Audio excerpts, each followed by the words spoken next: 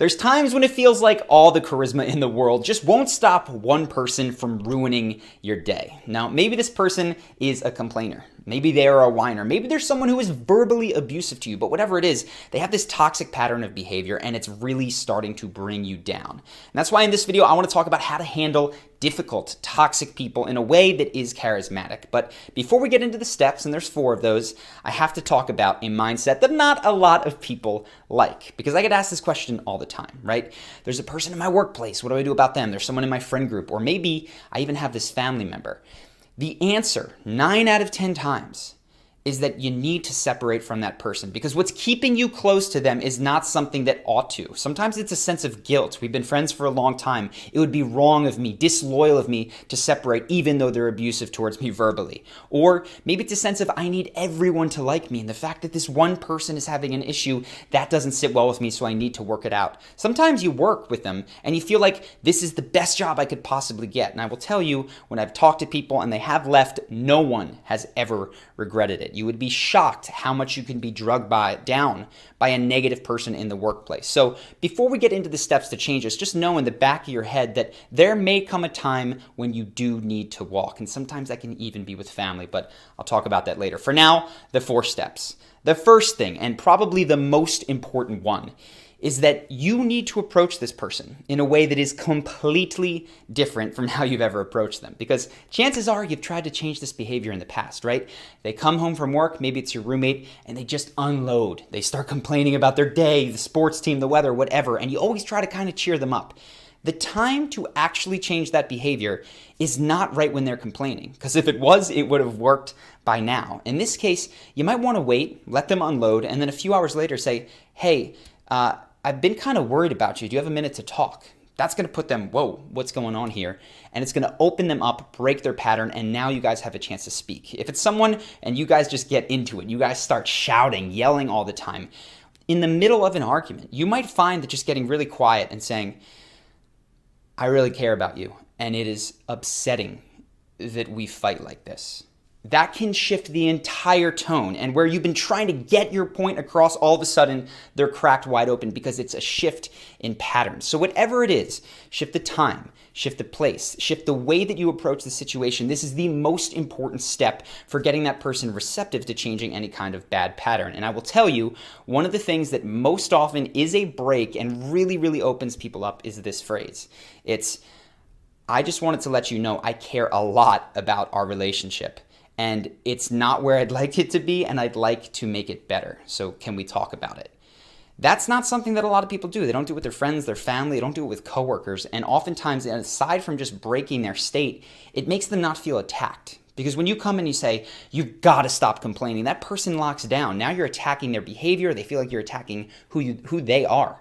But when you come in and say, I care about a relationship, now you're moving towards a solution together. So that's the first thing. Open them up. But before you do this, you have to come in with a specific ask. You need to know concretely what behavior you want to stop and what behavior you want to see instead. What a lot of people do here is they come in and they say, I just don't want you to complain all the time, or I just wish you weren't such a jerk. And this just creates an argument almost every single time, because now you're talking about, I don't complain all the time, or who's a jerk? Me? I'm not a jerk. You're a jerk.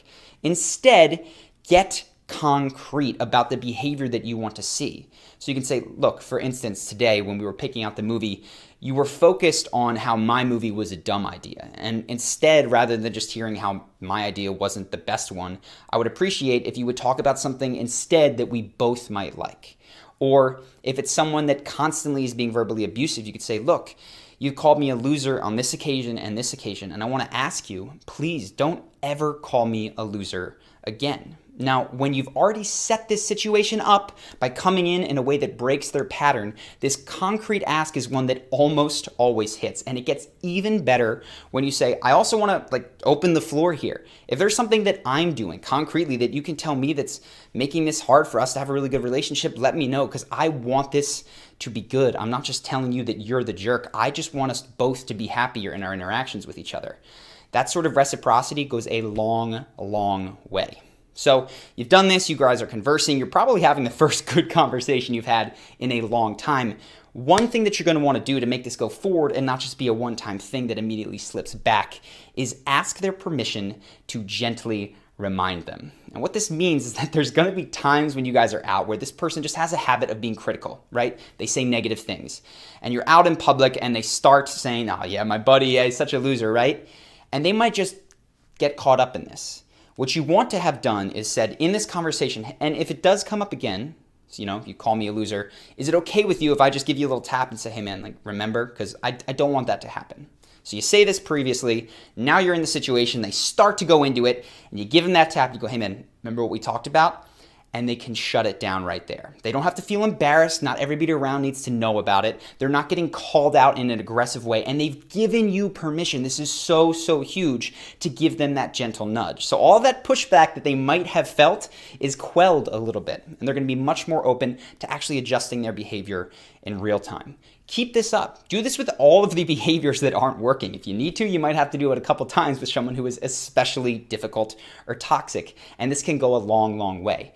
Now, I want to talk about the cases that are really, really hard, the edge cases, and oftentimes this is family. Because quite frankly, a lot of people come to me with financial ties, my boss, my coworkers, my this or that. And I've said this, but I just want to reiterate. I have never spoken to someone who was at a job, they were in a toxic work environment, they got out of it, they were nervous, and they regretted it, right? Maybe it took them a minute to get back on their feet financially, but they always did better off. And I think back to my own childhood. My dad had a boss that was a grade A jerk for years, and I saw it play out in him. And I know, even that he was the breadwinner in our household, I would have preferred, and it did eventually happen, fewer presents during Christmas. I would have preferred, we didn't have to move to a smaller house so that my dad didn't have to take that. So if you think that you're doing the right thing for your family or for yourself by just enduring abuse, trust me, it comes out in other ways. It makes you irritable. It's not worth it. So break that scenario, get out. You will appreciate it. And I think the people around you will appreciate it too. But going back to family, sometimes there's patterns that are just stuck. And this can occur sometimes when you have substance abuse in a family. And I've gotten these questions and they're so hard. Somebody's dad, somebody's brother is just destroying their life and they love this person. They don't know what to do. And they've done this thing and it's just not clicking. What can you do in this scenario? Well, really, the best thing that you can do is recognize that oftentimes you are not the person who is equipped to help them. So you want to take this entire step, which is going to be to find a time, break their pattern, come up with an ask them to be gently reminded, but the ask is going to shift to change this behavior, don't drink so much, don't do drugs, to come to therapy with me. Or attend Alcoholics Anonymous just for a month. Check it out. Go to Landmark Forum. Whatever it is, you're going to want to enlist the aid of a professional third party, because when it is something as serious as substance abuse or it's a long-standing family dynamic of abuse, it's often not enough to just ask for surface-level behavior changes. You guys need ongoing support. You need a third party to get in there. If it doesn't work, and this can sometimes be the case, you do have a difficult decision.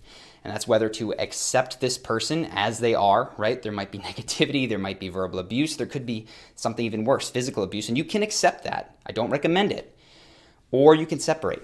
And that is so hard. I don't envy anyone who has to make this decision, but I do hope to just impart one bit of courage onto you if you find yourself in this situation, that separating from them in that moment doesn't mean that you're separating forever. And in fact, you're not necessarily doing them a kindness by staying and allowing such a miserable situation to perpetuate itself. Sometimes separating can signal that you are serious, that what you want with them is an excellent, positive relationship, and that you're not going to settle while they destroy their life around you. It doesn't always create the change, but tacitly approving of what they're doing and allowing it to continue isn't always the best way. And I know that this is a complicated situation. I don't mean to insinuate that anyone is doing it wrong. It is so heavy and so complicated, but I just wanted to lend that little bit of support if you do find yourself in a situation where you feel like you might need to untangle yourself from someone who is very, very close to you. So for 98% of the scenarios,